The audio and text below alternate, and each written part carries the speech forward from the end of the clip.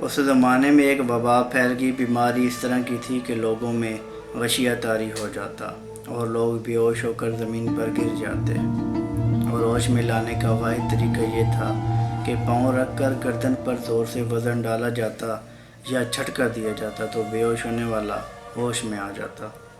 ایک صحابی رسول نے اسلام قبول کر لیا۔ ماں کے علاوہ کوئی سہارا نہیں تھا، ماں سے بڑی محبت کرتے تھے، ذریعہ معاش کوئی نہیں تھا، کھانے کے لیے گھر میں کچھ نہیں تھا۔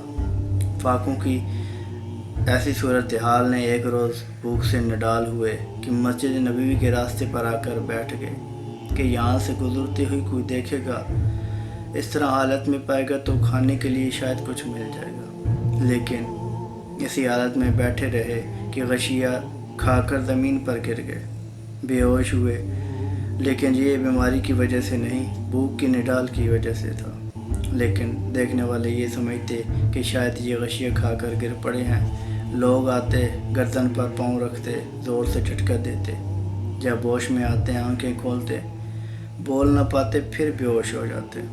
اتنی سخت زندگی ایک روز بارگاہ رسالت میں حاضر ہوئے، عرض کرتے ہیں یا رسول اللہ صلی اللہ علیہ وآلہ وسلم، میں اپنی ماں سے بڑا پیار کرتا ہوں، دعا فرمائے کہ وہ بھی آپ پر ایمان لے آئیں، دائرہ اسلام میں داخل ہو جائیں۔ حضور نے دعا کے لیے ہاتھ اٹھا لیے۔ اب صحابی رسول ہیں، ایمان بڑا پختہ ہے، حضور کی دعا کو اللہ رد نہیں کرتا۔ ادھر حضور نے دعا کے لیے ہاتھ اٹھائے، انہوں نے گھر کی طرف دوڑ لگا دی کہ اب دیکھتا ہوں کہ حضور کی دعا پہلے قبول ہوتی ہے یا میں پہلے گھر پہنچتا ہوں۔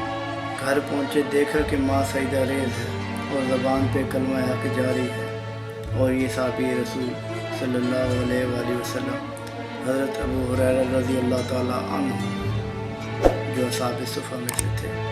قربان یا رسول اللہ صلی اللہ علیہ وآلہ وسلم، خاتم النبی۔